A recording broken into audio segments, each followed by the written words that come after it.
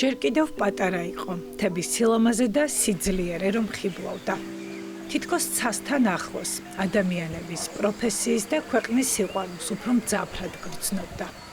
დაახლოებით ვიქნებოდი 17-18 წლის, როდესაც უკვე ვიცოდი, სადაც უნდა მესწავლებინა. ეს არ იყო კონკრეტულად მაღალმთიანი აჭარა, უბრალოდ ვიცოდი, რომ მაღალმთიან რეგიონში უნდა წავსულიყავი. უნივერსიტეტის დამთავრების შემდეგ, როდესაც უკვე ჩავაბარე გამოჩნდა და უკვე გავხდი უფროსი მასწავლებელი, თქვი რომ რატომაც არა. მოდი გავბედავ, გადავდგამ ამ ნაბიჯს.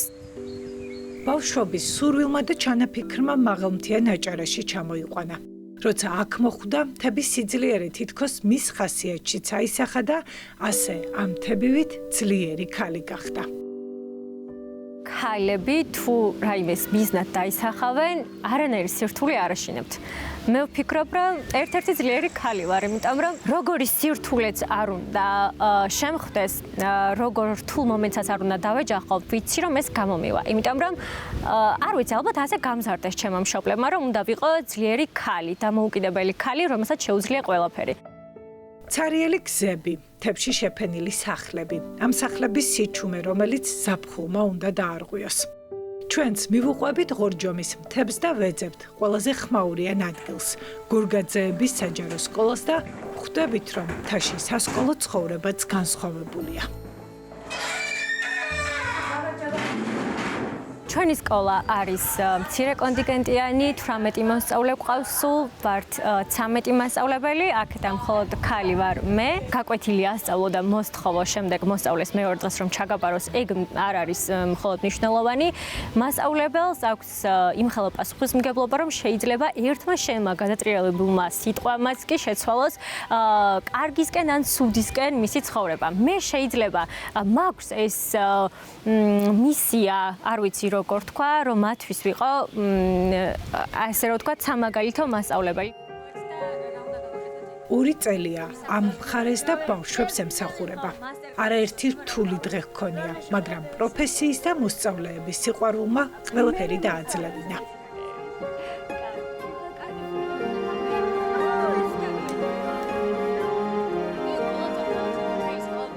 იყო დაღლა, სირთულეები, საყვარელი ადამიანების მონატრება.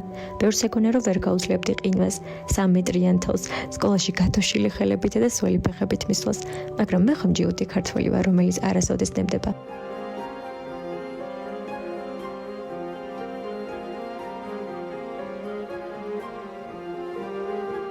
უნდა იყო ძლიერი იმისთვის, რომ როდესაც თოვლი აქამდე თუ მხოლოდ 10 სანტიმეტრი გქონდა ნანახი, 3 მეტრიან თოვლში მოგიწევს ცხოვრება. როდესაც ფანჯარას გააღებ, ვერ გააღებ, იმიტომ რომ იქ თოვლი დაგხვდება. სკოლაში ვერ მიხვალ, იმიტომ რომ გზა არ არის ფიზიკურად, რომ გადაადგილდე. ეს რა თქმა უნდა რთულია. ფსიქოლოგიურადაც მოქმედებს შენზე. იმ ადამიანისთვის, ვისაც აქტიური ცხოვრება ჰქონდა და გამუდმებით ქაოსში იყო, ეს რაღაც ერთი და იგივე ყოველთვის ეს რუტინული ცხოვრება ძალიან ხანდახან მომაბეზრებელიც არის, მაგრამ იცი რისთვისაც აკეთებ. შემდეგ მოდის აი ციკლი სირთულეებისა, როდესაც აქ ცხოვრობ, მაგრამ უბრალოდ ის სირთულეები, ეს 3 მეტრიანი თოვლი, ხან უშუქობა და ასე შემდეგ, ესე რომ ვთქვათ, გეჯახება, მაგრამ შენ გაქვს პასუხისმგებლობა, რომ ამოხვედი, უნდა ასწავლო და ბავშვებს გაუფერადო დღეები და მისე ის, რაც შეიძლება აკლდეს აქ მცხოვრებ მოსწავლეს. მთაში იმედით და დიდი გეგმებით წამოვიდა. 2 წლის განმავლობაში ამ გეგმებს ნაბიჯ-ნაბიჯ ახორციელებდა. სირთულეების მიუხედავად არ ნებდებოდა და ყველა დღე ბავშვების სასიკეთოდ თენდებოდა. ის ყველაფერი, რაც აქვს ქალაქში მცხოვრებ ბავშვებს, ყველაფერი აქ ვერ ექნებათ. არის რაღაცები, რაც არ აქვს. იშვიათია, ასე რომ ვთქვათ, გასვლები მაინც, იმიტომ რომ 6 თვის განმავლობაში იყო თოვლი და ფიზიკურად ვერ დავდიოდით. მაგ არ არის წრე, არ არის დამატებითი რაიმე სპორტული აქტივობები, რითაც ბავშვები გაერთობიან, ან უბრალოდ სხეულს გაავარჯიშებენ და ამ ყველაფერს მოკლებულები არიან სამწუხაროდ. ლუიზა მასწავლებელმა ამ ბავშვებს ოცნებებისკენ სწრაფვა ასწავლა, ახალი სურვილების გაღვივებაში დაეხმარა. ახლა ყველაზე რთული დღეები აქვთ. ორწლიანი ზღაპარი, რომელიც საუკეთესო მეგობართან ერთად იწერებოდა, დასასრულს უახლოვდება. წდება გული, რომ ლუიზა მასწავლებელი აქედან მიდის, მაგრამ მაინც კარგი იყო, რომ ეს 2 წელი ჩვენთან გაატარა ლუიზა მასწავლებელმა და ეს 2 წელი სამუდამოდ დამამახსოვრდება მე. ლუიზა მასწავლებელი არის ძალიან მეგობრული, ძალიან კარგი ადამიანი, იმიტომ რომ გვეხმარება მაღალმთიან სოფელში, რომ ჩვენ კარგი განათლება მივიღოთ და არ ჩამოვჭეთ რაღაც ქარაქურ პროგრამას. არ მეგონა თუ ვინმე მას მოისურვებდა ასეთ მაღალმთიან აჭარაში ამოსვლას და აქ ცხოვრებას და რო დავინახე შოკი კინავა მივიღე და შემდეგ ისიც გამიკვირდა რომ შემდეგ წელს დარჩა და რო ვეხვეწებით რომ შემდეგ წელს დარჩი მე მას ვუგებ იმიტომ რომ მაღალმთიან აჭარაში ცხოვრება ძალიან რთულია. ჩამოსulis დღიდან გროვდებოდა ემოციები და ღრმავდებოდა კავშირი. სწორედ ამ კავშირის გაწყვეტა უძნელდება ახლა ყველაზე მეტად.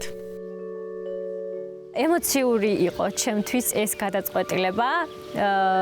მართალია მე მივიღე, მაგრამ მაინც რა თქმა უნდა ძალიან მტკივნეული იყო და როცა ბავშვები ესეთ თბილ რაღაცებს მეუნებიან ხოლმე, არ ვიცი, სულ მეტირება და მე ფაქტობრივად მათთან ერთად ვცხოვრობ. დღის 70% ვატარებ მათთან ერთად და ჩემთვის განსაკუთრებულად რთულია. თან არიან პატარები და თითქოს მათთან ერთად გავიზარდე.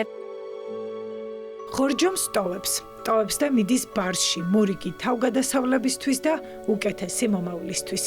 აქ ყველაფერი ზეპირად იცის. ახლა ამ ხედებს განსაკუთრებულად აკვირდება. უნდა რომ მოგონებები და ეს სილამაზე კადრებად წაიღოს.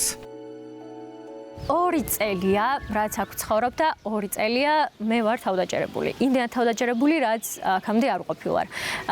ვფიქრობ, რომ ეს მთები მაძლევს ძალას, ეს ადამიანები, რომლებიც აქ ცხოვრობენ და ყოველთვის ჩემ გვერდით არიან. როდესაც ფანჯარას ვაყებ და ვხედავ ამ ლამას ხედს, მაშინ ხვდები, რომ ყველაფერი ლაგდება. თავდაჯერებულობა და ემოციები ერთ მოგონებების სკივრშია მოთავსებული. იმ სკივრში, რომელიც მუდმივად თან ექნება. ფერადის ზღაპარი კი სხვა ბავშვებისთვის, სხვა რეგიონში აუცილებლად გაგრძელდება.